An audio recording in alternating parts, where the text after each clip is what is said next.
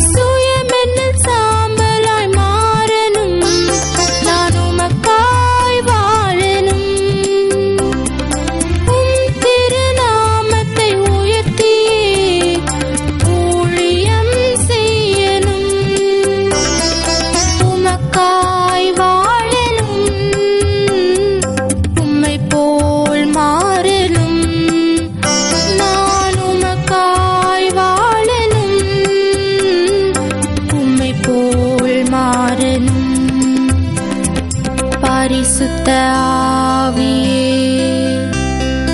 பலமுள்ள ஆவியே உம்மில் மகிழ்ந்து களி கூற என்னில் இறங்கி வாருமே. பரிசுத்த ஆவியே பலமுள்ள ஆவியே உம்மில் மகிழ்ந்து களி கூற என்னில் இறங்கி வாருமே.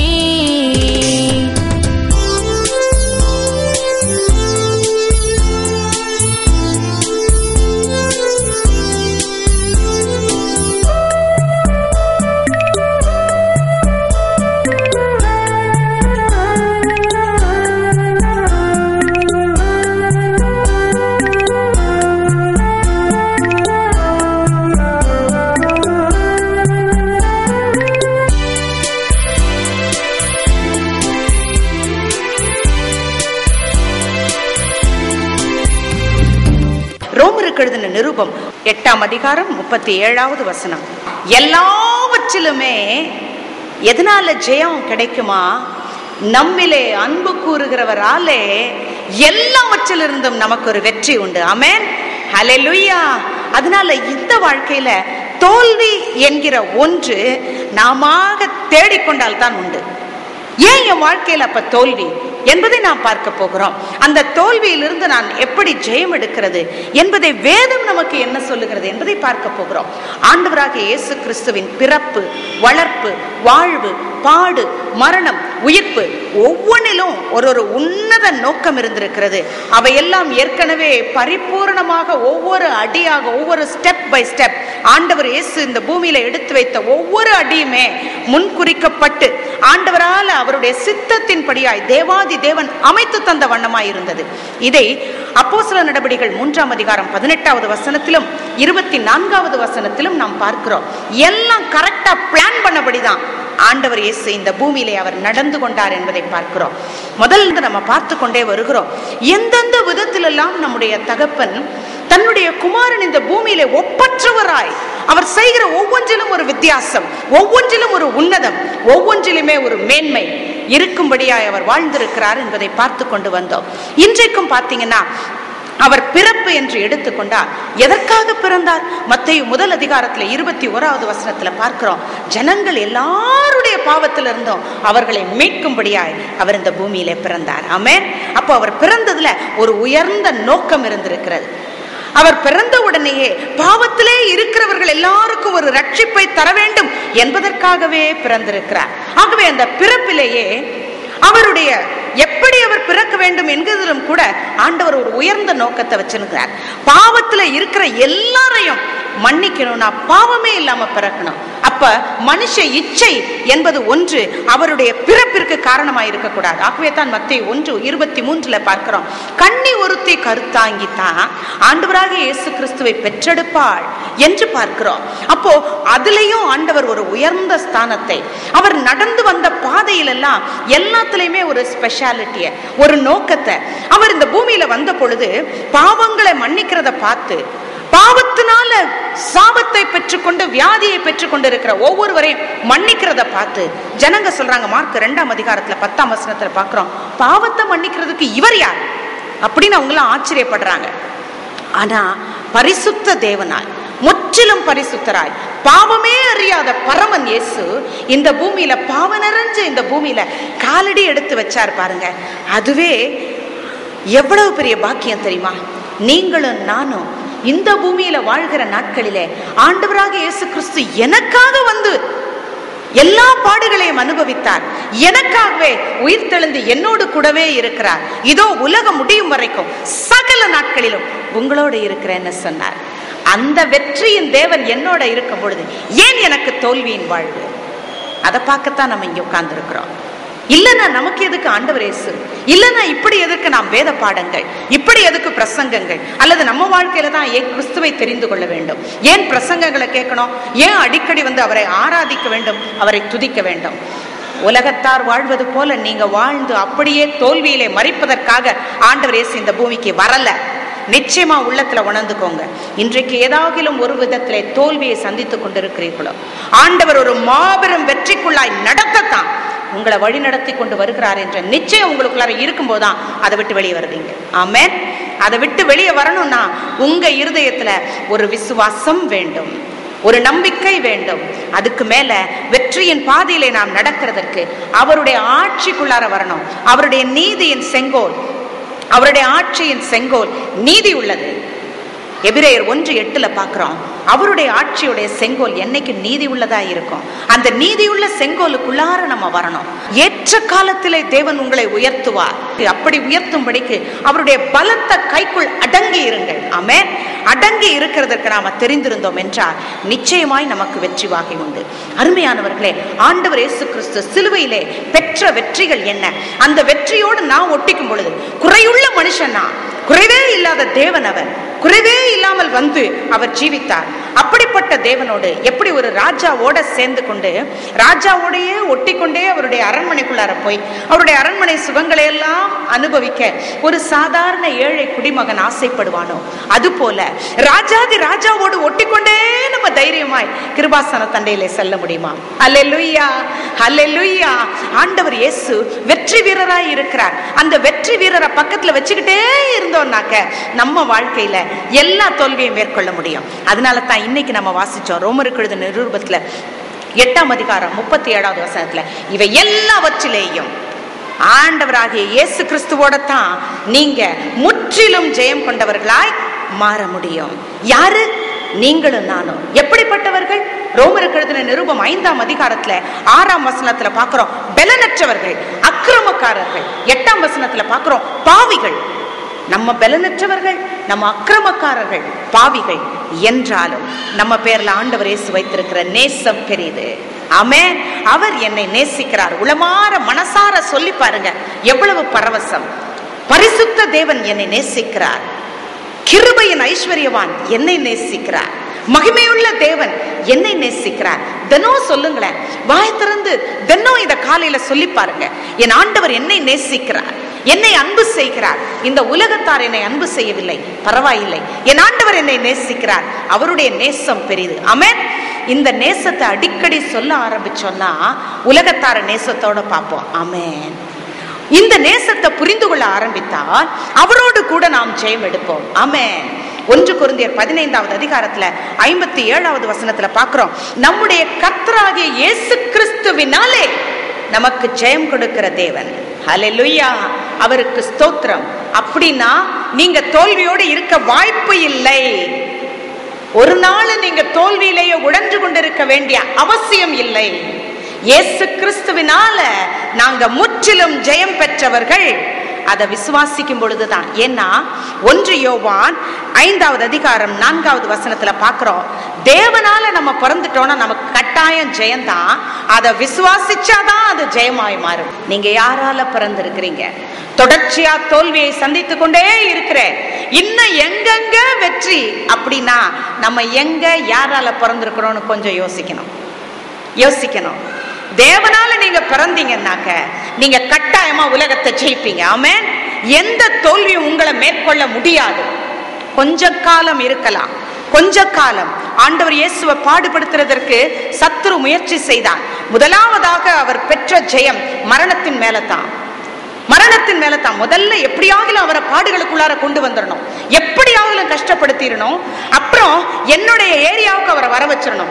எப்படியாவது அவர் மரணத்தை சந்திச்சிட்டாருன்னா எல்லாம் சரியா போயிடும். இதுதான் அவனுடைய தொடர்ச்சியான பிளானா இருந்தது. தொடர்ச்சியா அவன் திட்டமிட்டு கொண்டே வந்தான். அந்த திட்டத்துல கடைசியில அவன் எங்க பயந்தான் தெரியுமா? எல்லாவற்றையும் பார்த்து கொண்டிருக்கிறான். சிலுவை சாவுகள் எல்லாவற்றிலும் அவர் அதிகமான பாடு, இந்த உலகத்துல எந்த மனுஷனும் அனுபவிக்காத பாடுகள் எல்லாம் அவர் ஏற்றுக்கொள்கிறாரா என்று கணக்கு போடுறதுலயே அவன் கவனம் இருந்தது. கடைசியில எல்லா பாடுகளையும் ஏற்றுக்கொண்டிருந்தவர் வரிசையாய் சிலுவையிலே 7 ஒருவரி பிரசங்கங்கள் செய்து கொண்டு வருகிறார். அப்பத்தான் அவர் சொல்றாரு, முடிந்தது. டெஸ்டலெஸ்டாய், இத கிரேக்க வார்த்தையில சொல்லுவார்கள் டெஸ்டலெஸ்டாய். அப்படின்னா பெர்ஃபெக்ட் ஃபினிஷ், சரியா முடிச்சேன். இப்பதான் அவனுக்கு கலக்கம். என்னப்பா அது? நான் பிளான் போட்டு ஒவ்வொன்னா செய்ய இவர் என்னன்னா எல்லாத்தையும் கரெக்டா முடிச்சேங்கிறாரு. இவர் எப்படி இதை சரியாக செய்தான்? ஓட்ட வீரன் அவன் ஓடுவதற்கு அவனுக்குன்னு ஒரு நியமிக்கப்பட்ட ட்ராக் இருக்கும், பாதை இருக்கும். அந்த பாதையில அவன் ஓடுவான். ஓடும் பொழுது அந்த ட்ராக் மேலேயும் கவனம் இருக்கணும். அவன் புதுசா ஏற்படுத்த வேண்டிய புதிய ரெக்கார்ட், அது மேலே அவனுக்கு கவனம் இருக்கணும். எல்லாரும் ஓடுனதை காட்டிலும் நான் அதிகமாய் ஓட வேண்டும், புதுசா உலகத்துல ஒரு சாதனை படைக்க வேண்டும், அது எண்ணம் இருக்கும். அதே சமயத்துல பரிசு எனக்கே வர வேண்டும், அது ஒரு பக்கம். ஒரு பக்கத்துல என் நாட்டுக்கு பெருமை சேர்க்க வேண்டும், அது ஒரு பக்கம். எல்லாத்த விட என் தாய் தகப்பன் அவர்களுக்கு நான் எப்படியாகிலும் நான் ப்ரூவ் பண்ணணும், யாருன்னு நிரூபிக்க வேண்டும் நான் யார் என்று, அது ஒரு பக்கம். இவ்வளோ பேரை வச்சு எல்லாருக்கும் பயிற்சி செய்து கொண்டிருந்தார் என்னுடைய பயிற்சியாளர். அவருக்கு நான் சரியான வகையில நான் என்னை நிரூபித்து காட்ட வேண்டும். எல்லா பக்கத்திலையும் இருக்கிறதுக்கு மேல ஜனங்கள் எல்லாம் அவரவர் தேசத்தை ஆள அங்க உற்சாகப்படுத்தி கொண்டிருக்கும் பொழுது அதுக்கு நடுவுல நான் எதையும் கவனம் பிசக விடாதபடிக்கு சரியா நான் ஓடி முடிக்கணும்னு ஓடிட்டு இருப்பான்.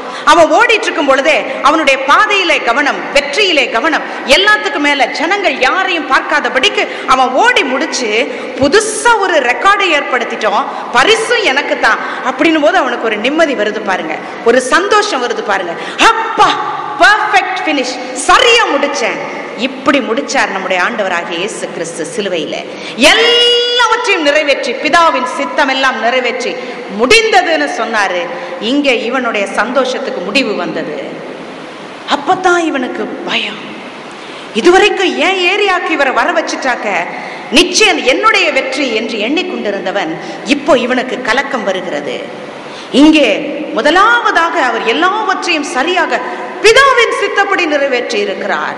அப்பதான் எங்கேயோ நான் தப்பு பண்ணிட்டேன் என்று அப்போதுதான் அவனுடைய கணக்குல தப்பு வந்ததுன்னே புரிஞ்சுக்கிறான்.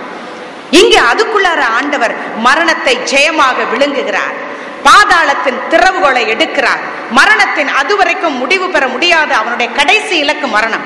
யாரை பார்த்தாலும் அந்த மரணத்தை காட்டி தான் பயமுறுத்தி இருந்தான். அவனுடைய கடைசி வெற்றி என்றார் எல்லா கொடுமையும் கொடுத்து கடைசியில சாவுங்கிற பெரிய கொடுமையை கொடுத்து தான் எல்லாருக்கும் வேதனையை கொண்டு வருவான். அந்த வெற்றியை, அதுவரைக்கும் அவனுடைய வெற்றி கொண்டாட்டத்தை ஆண்டவர் இயேசு சுலபமா பறிச்சிட்டாரு. அதை பறிச்ச உடனே பரலோகத்து வாசல்கள் திறந்தது. ஆமென், ஹல்லேலூயா. இங்க இருக்கிற சாவியும் பறிப்போச்சு, பரலோகத்துக்கு சாவியும் கிடைச்சாச்சு. இதன் பிறகு மரிக்கிற எல்லாருமே நிச்சயமாய் பரலோகத்திற்கு போவோம். பரலோக வாசல்கள் இப்ப நம்ம தைரியமா சொல்ல முடியும், கிறிஸ்து எனக்கு ஜீவன், சாவு எனக்கு ஆதாயம். ஹல்லேலூயா. இந்த வெற்றி தாங்க முதல்ல ஆண்டவர் நமக்கு கொடுத்தார். இந்த பூமியில மரணம் என்று ஒன்று இந்த உலகத்துல வேதனையும் துக்கத்தையும் கஷ்டத்தையும் கொடுத்து நம்மளை சும்மா அப்படியே அதிலேயே ஆழ்ந்து போகிற மற்றவர்கள் போல வைக்காது. ஆமென். என்னுடைய வீட்டார் யார் மரணத்தை தழுவினாலும் கிறிஸ்துவை ஏற்றுக்கொண்டவர்களாகவே அவர்கள் கிறிஸ்துவோடு மரித்தவர்களாகவே இருக்கிறார்கள் என்ற நிச்சயம் உங்களுக்கு இருக்கிறதா?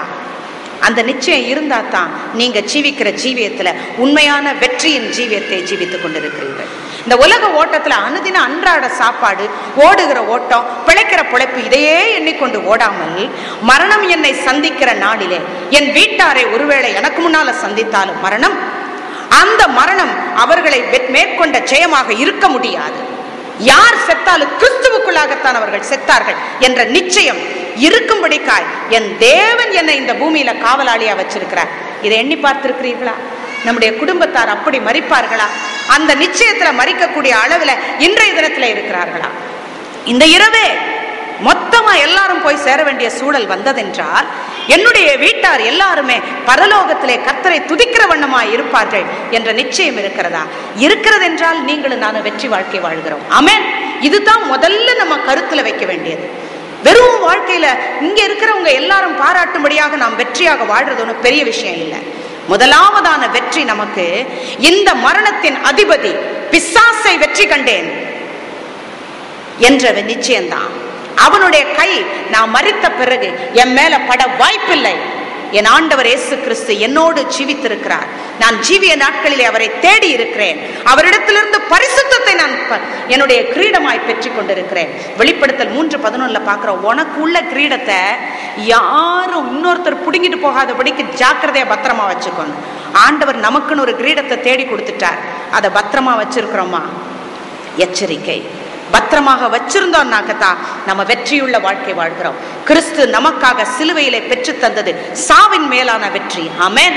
ஹல்லேலூயா. இரண்டாவதாக அவர் பெற்ற வெற்றி பாவத்தின் மீதான வெற்றி. யோவான் 8வது அதிகாரத்துல 34ஆம் வசனத்துல பார்க்கிறோம். பாவம் செய்கிற எவனும் பாவத்திற்கு அடிமையாக இருக்கிறான். 2 பேதுருவின் புத்தகம் 2ஆம் அதிகாரம் 19வது வசனத்திலையும் இதை பார்க்கிறோம். யாரு பாவம் செஞ்சாங்களோ அதுக்கு அவங்க அடிமை என்று பார்க்கிறோம். அருமையானவர்களே, இன்னைக்கு நாம பார்க்கிறோம் பாவத்தோட சர்வ சகஜமாய் விளையாடுகிறோம். சாதாரணமா விளையாடுறோம். நம்ம என்ன நினைச்சிட்டு இருக்கிறோம்? இதெல்லாம் ஈஸியா வெளியே வந்துருவோம். ஒரு சகோதரி வந்து சொன்னாங்க, என்னுடைய கணவன் கடினமான வேலை செய்பவர், ஒரு நாளெல்லாம் கஷ்டமான வேலை, அதனால எல்லா நாளும் இல்ல சிஸ்டர், எப்பயாவது ஒரு தடவை குடிப்பார். அது ஒன்றும் பெரிய விஷயம் இல்லை. அவரே சொல்லுவார், நான் நினைச்சேன்னா எப்ப வேணா அதை நிறுத்திடுவேன்னு சொல்லுவார் என்று சொல்லுவார்கள்.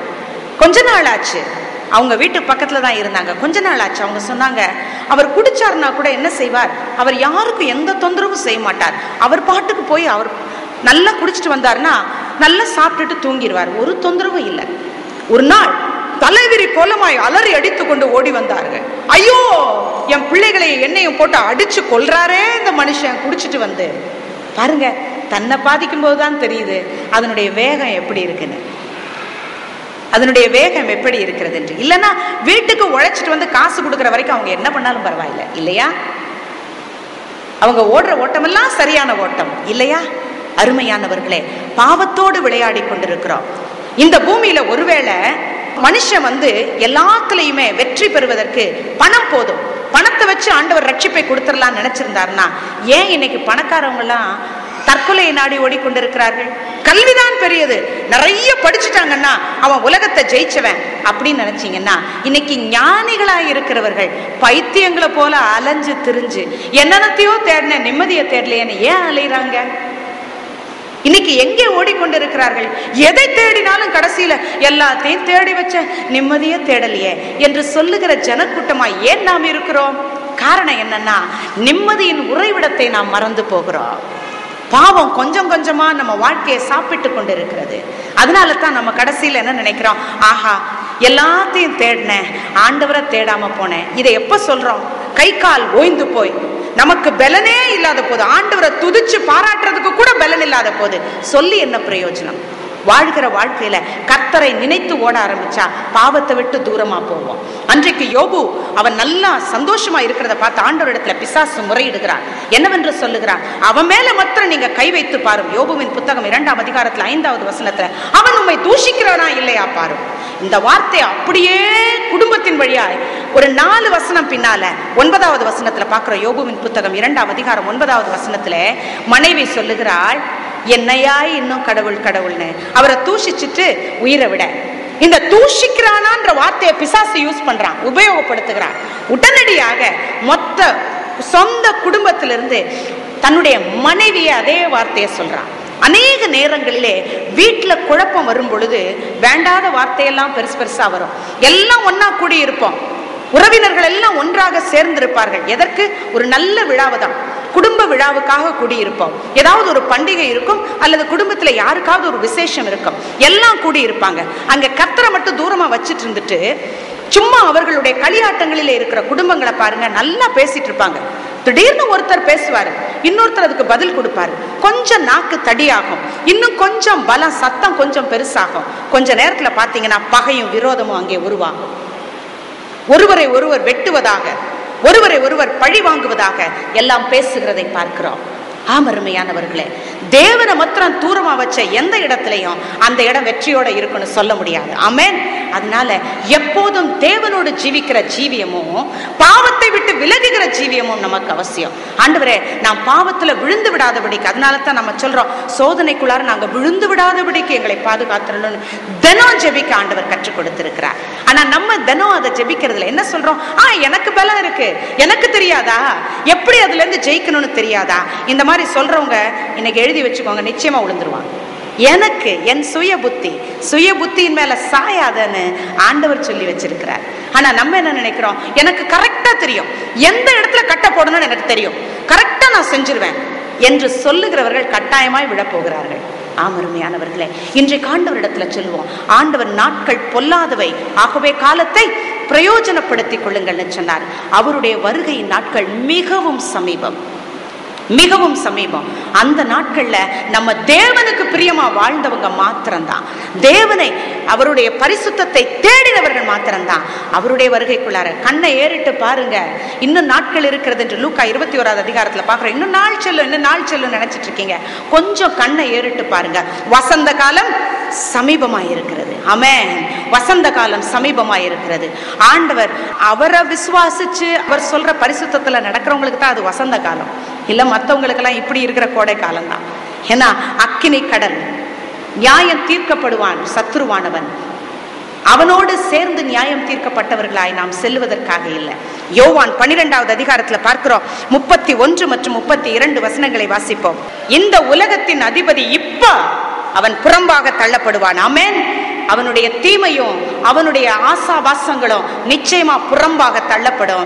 இப்போ இந்த உலகத்திற்கு அந்த நியாய தீர்ப்பு அவனுக்குன்னு நிகழ்கிறது. நான் பூமியிலே உயர்த்தப்படும் பொழுது எல்லாரையும் என் பேர்ல நான் இழுத்துக் கொள்வேன்னு சொல்றாரு. அருமையானவர்களே, தேவன் அடிக்கடி அச்சுறுத்தல மௌனமாய் மெதுவாய் நம்முடைய காதுகளிலே சொல்லுவார். மிகவும் மெதுவாகத்தான். தப்பு செஞ்ச உடனே அடி கிடைக்காது நமக்கு. தாமதிக்கிறார் என்று சிலர் எண்ணுகிறபடி இன்னும் காலதாமதம் செய்யறார் நினைச்சு நமக்குள்ளார தப்பு செய்ய துணிகரம் கொண்டவர்களாய் நாம் இருக்கிறோம் என்று வேத புத்தகம் சொல்லுகிறது. ஆனா அருமையானவர்களே, ஆண்டவர் காத்து கொண்டிருக்கிறார், காத்து கொண்டே இருக்கிறார். எப்படியாகிலும் என் பிள்ளை என் அண்டையிலே வரும். தாவீது அன்றைக்கு பத்சேபாளோடு தவறு செய்தார். அந்த தவறின் நேரத்துல ஆண்டவர் நினைச்சா அந்த நேரத்துல அவனுடைய அரியணையிலிருந்து அவனை தட்டி கீழே இறக்கி இருக்க முடியும். ஆனா மிகவும் மென்மையாய் அவனிடத்திலே அவனுடைய தவறு சுட்டி காட்டப்படுகிற 2 சாமுவேல் 1-12 வரைக்கும் உள்ள வசனங்களிலே நாத்தான் என்கிற தீர்க்கதரிசி ஒரு அருமையான கதை ஒன்ன சொல்லி மெதுவாய் அவனிடத்திலே, ஐயா 2 பேர் இருந்தாங்க, ஒரு ஐஸ்வர்யவான் இருந்தான், ஒரு தரித்திரன் இருந்தான். 2 பேருமே ஒன்றாய் ஒரு ஊரிலே இருந்தார்கள். அந்த ஊர்ல தரித்திரனிடத்திலே ஒரே ஒரு ஆட்டுக்குட்டி இருந்தது, அந்த ஐஸ்வர்யவான் இடத்திலே அநேக ஆட்டுக்குட்டிகள். இந்த ஒரே ஒரு ஆட்டுக்குட்டி அவனுடைய செல்ல பிள்ளையாய் மகளை போல் அவனுடைய மடியிலே இருந்தது, கொஞ்சி விளையாடி கொண்டிருந்தது. அந்த ஆட்டுக்குட்டியின் பேரிலே அவன் அதிக பாசம் வைத்திருந்தான். ஆனால் அந்த ஐஸ்வர்யவானோ அவன் வீட்டிற்கு வந்த யாரோ ஒரு விருந்தாளிக்காக இந்த தரித்திரனிடத்திலே இருந்த ஆட்டுக்குட்டியை பிடுங்கி கொண்டு போய் அடித்து கொன்று போட்டான்.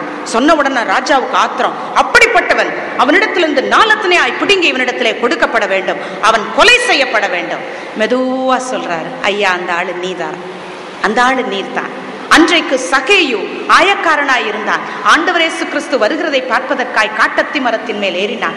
லூக்கா 19வது அதிகாரத்துல 7வது வசனத்துல பாக்குறோம், மத்தவங்க எல்லாம் பாவியான இந்த மனுஷனோட இந்த புண்ணியமாம் போறாரேன்னு சொல்லும் பொழுதுதான் இவன் உணர்த்தப்படுகிறான். அதன் பிறகுதான் தன்னுடைய தவறு அவனுக்கு விளங்குகிறது. மென்மையாய் ஆண்டவர் நம்முடைய தவறுகளை சுட்டி காட்டுகிறவர்.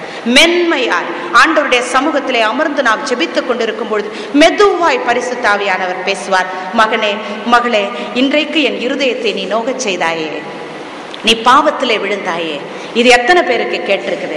எத்தனை பேர் அந்த சத்தியவான் சொல்லுகிற சத்தியவானா இருந்து அந்த தேவன் சத்தியத்தின் பாதையில நடத்துகிற பரிசுத்த ஆவியானவருடைய குரலுக்கு செவி கொடுத்திருக்கிறோம்?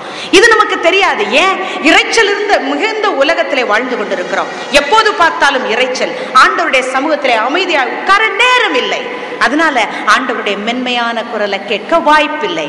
அதனால தான் இன்னைக்கு பாவத்தினால ஆளுகை செய்யப்பட்டவர்களாய் இருக்கிறோம். பாவத்தை ஆட்சி செய்கிறவர்களாய் வாழ வேண்டும். காயின் இடத்துல ஆண்டவர் சொன்னாரு, நீ நன்மை செய்தால் உனக்கு மேன்மை இல்லையோ, நீ பாவம் செய்தால் பாவம் உன் வீட்டு வாசலிலே படுத்திருக்கும், ஆனால் you must rule over it, நீ அதனை ஆண்டு கொள்ளுவாய். நீ பாவத்தை ஆண்டு கொள்ள வேண்டிய சூழ்நிலையில இருக்க வேண்டும். பாவம் உன்னை ஆண்டு கொள்ளக்கூடாது. அப்படிப்பட்ட சூழ்நிலை நமக்கு இருக்கா?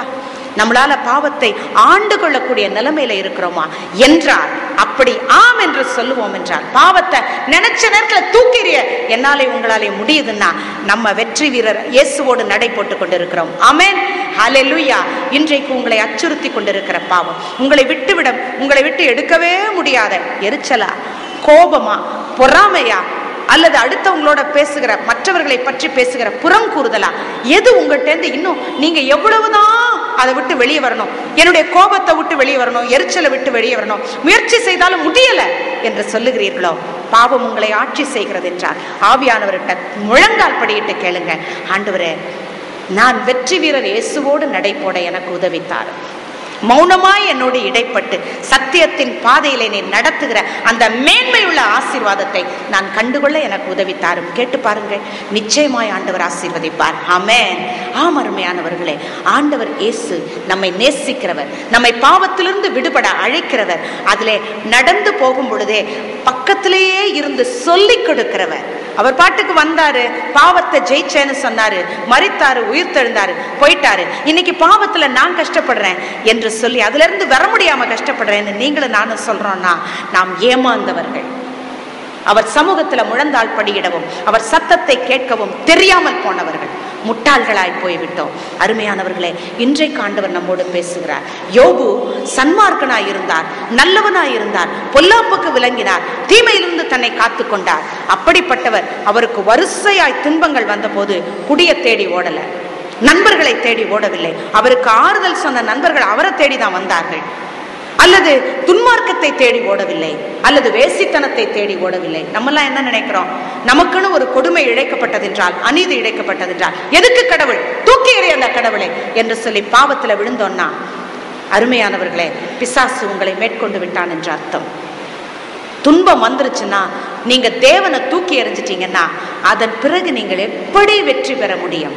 துன்பத்தின் பாதையில உங்களை தூக்கி சுமக்கிற கர்த்தர் உங்களோடு உண்டு. ஆமென்.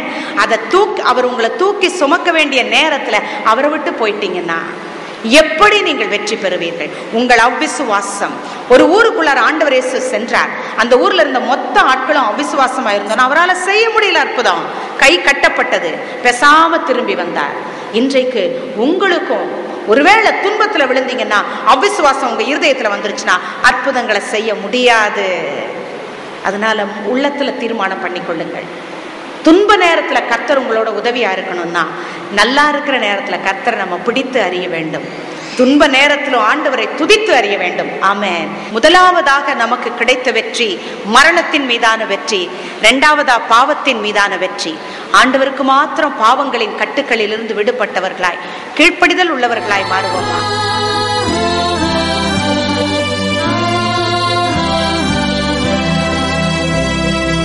பரிசுத்த ஆவியே பலமுள்ள